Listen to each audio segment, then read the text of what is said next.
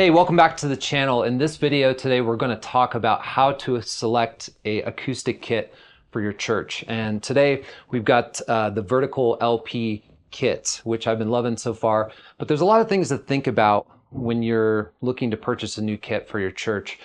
For me, myself, I like a more kind of simplistic setup. So in this instance, we've got kick, rack tom, floor tom, snare, kind of standard like 4-piece kit. Some people prefer a couple rack toms, a couple floor toms.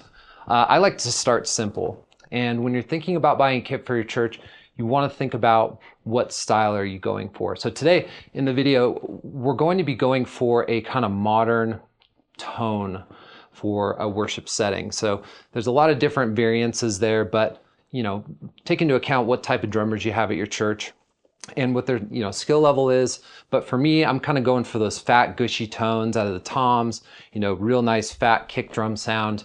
Also with the snare, real fat sound. So just give you a little kind of demo through the different components here. So here's the kick drum. So I've got some dampening inside of that. I've got some coated heads here on it. It's got a real fat, beefy tone to it. Rack tom, we've got a 13-inch here. We've got some mild dampening with the snare weight M1 on this guy, which just sounds amazing. If there's too many overtones, you can look at different dampening methods. Floor tom, we've got a 16-inch here. Again, real big, beefy tone. So these are mahogany shells. You want to think about what type of wood you want to be looking for. Now, mahogany is going to be a much richer, warmer type tone. I like it. It's not overly resonant. You can get big, fatter sounds.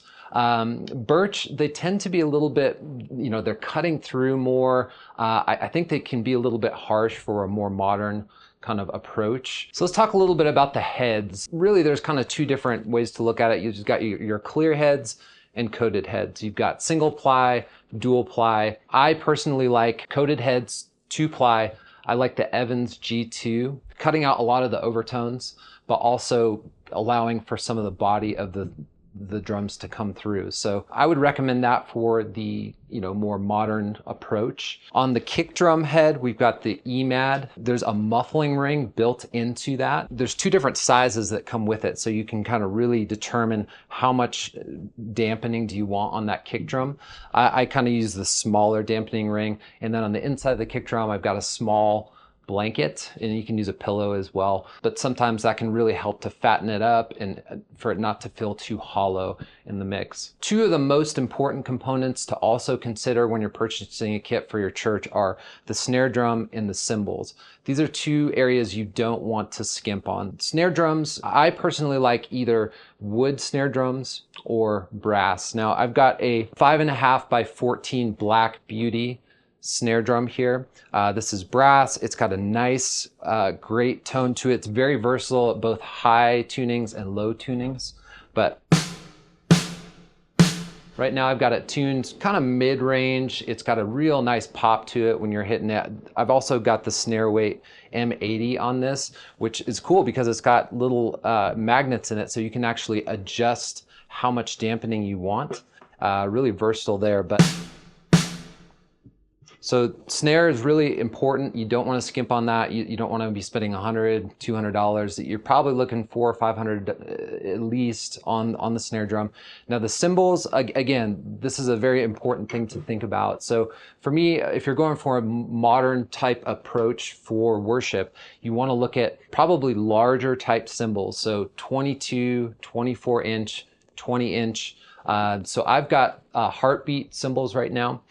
We've got Epic Special Edition. We've got the Jazz Ride, which is 24-inch, and then I've got a 24-inch Epic Crash. Now these guys are big and washy. Just remember, the bigger the cymbal, the bigger tones you're going to get. The smaller cymbal, the smaller tones you're going to get.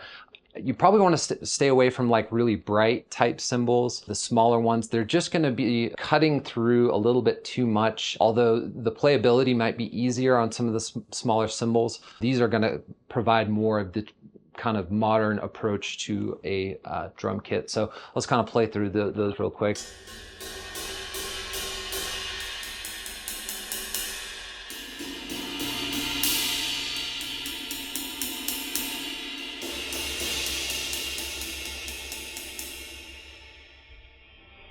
So yeah, big washy tones. You may have to adjust the way you're playing a little bit. If you're just laying into the shoulder for the entire time when you're playing a set, it's going to be big and washy.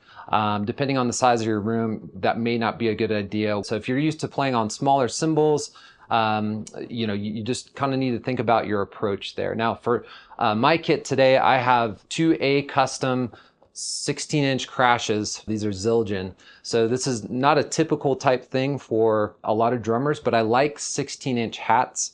And when you put two cymbals together, it can actually produce kind of a cool, washy, big sound for the hats. But it can also get, you know, some of the click click you're looking for as well.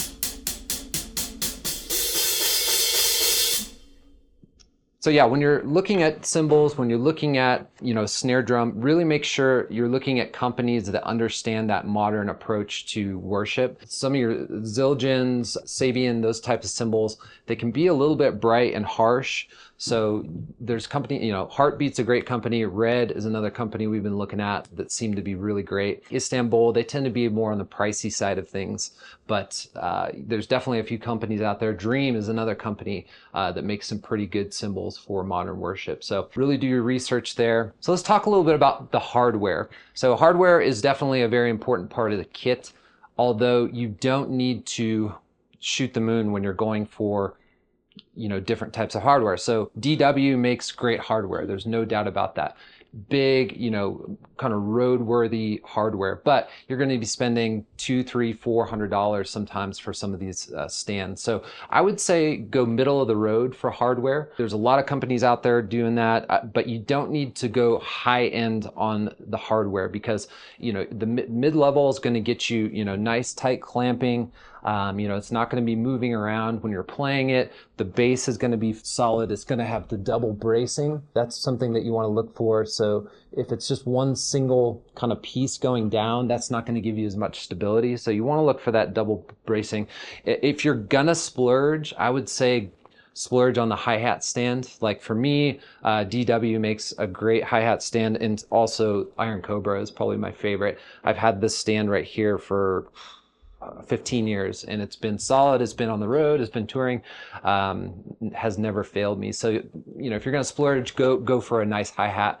But in terms of the other pieces, you know, middle of the road is great. You don't need to blow the budget on the hardware itself. The other thing you want to really consider is spending a little bit more on the kick pedal. You want to make sure it has a double chain drive and like a metal plate on the bottom that's going to give you stability. Some of them just have, you know, kind of wires underneath the pedal part of the kick pedal. Those are no good because they're not stable. Your foot's going to be moving all over the place. So I would recommend, you know, DW 5000 kick pedal or an Iron Cobra Power Glide. That's what I'm using. Can't recommend that one high enough, but you want to make sure that that kick pedal is solid for your drummers because you're going to have, you know, 2-3 different drummers playing on it, and it's going to be, you know, every Sunday for who knows how long. But again, this Iron Cobra kick pedal that I've had for about 15 years, and it's been solid. I've never had to replace any of the drives or any of that stuff. So it's worth spending more on those different components. Okay, let's talk about the throne. So also another really important piece to the kit. This is what you're sitting on for hours upon hours when you're playing drums. You want to make sure it's comfortable. It gives you mobility. It's not rocky. I'm sure you've all sat on a throne that was like bobbing back and forth. You're about to fall over. I've fallen over. So I recommend the Tama Ergo-Rider. So it's got kind of a, it's kind of like a bicycle style, but it's not quite as pronounced in this area. So you know, you still have the mobility. It's a good big size, but it's not just a circular, which your legs just feel like they're hanging off. So I like kind of that in between a bicycle and circular kind of mashup. That's definitely my favorite. This one's seen some years as well. So yeah, another thought on the thrones, I don't recommend hydraulic thrones. So if you've ever sat on a drum throne and it's got like a, you know, the little lever that can bring you up and down with hydraulics, for me, that takes a lot of the energy out of my body when I'm playing because it almost, you feel as if you're bouncing on those hydraulic thrones. And it, for me, it takes the rhythm out of my body. So I want just a real, you know, solid feeling, not moving at all, type throne, so stay away from hydraulic unless that's really just your vibe. They also make kind of back seats for, like backrest for the throne. I don't prefer those either, because then you're going to be just kind of leaning back and it's like you're, I don't know, taking a nap or something. So I think the Ergo-Rider is the way to go. So let's talk a little bit about miking your kit and what's needed and what's not. Again, this is this is what the church is hearing through all of your playing. It's very important that you want to grab mics that are really picking up the tone that you want. So you don't want to skimp on microphones. Again, you don't need to spend tens of thousands of dollars to get good tone. So I've got a really good kind of studio setup here. This can also be used as live, but what I've got is a snare on the top, got a 57. I've got a 57 on the bottom. So you want to try to mic both top and bottom if you have space in your channels. It's just going to give more versatility to get a full sound out of that snare drum.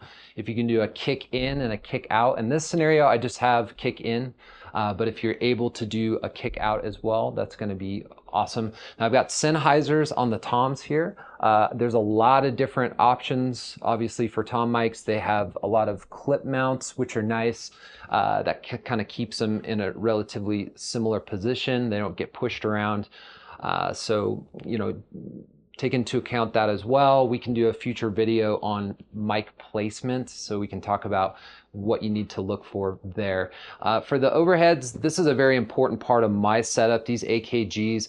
I could record an entire album with these microphones, from guitar cabs to vocal. I mean, these things are very versatile, and they have a lot of different tuning features on them to make sure that they're capturing everything they need. So with these guys, I don't even need a hi-hat microphone, because they're picking up everything I need. Now, if you're playing like some intricate, like crazy jazz stuff or something on a hi-hat, then you probably want a hi-hat mic. So if it's more gospel related, or the hi-hat is really important to get all the little ghost notes and things like that. But for overall, like, modern kind of rock worship drums, you don't specifically need a hi-hat mic.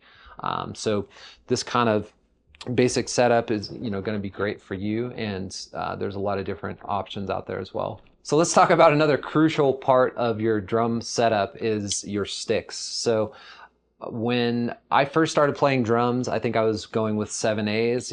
I was smaller. I felt like I could play faster with them. 7As can be great for, if you're trying to actually bring down the overall volume of your playing. The heaviness of the stick is going to make a difference in how loud it is. So at this point in time, I play 5As.